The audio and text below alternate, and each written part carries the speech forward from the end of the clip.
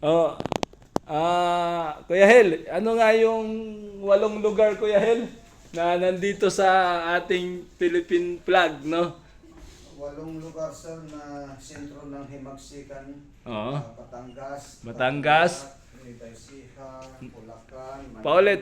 Batangas, Batangas, Tarlac, Tarlac, Nueva Ecija, Bulacan, Bulacan, Manila, Cavite, Cavite, Laguna, Laguna, Pampanga, sir. at Pampanga. Okay, no, nakalimutan natin yung Pampanga kanina, no?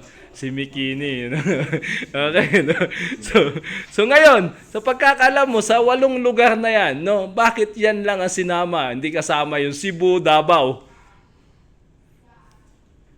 Ayan kasi yun sir, yung mga lugar ng Himagsikan ng mga magigiting nating Ninuno. During Spaniards time.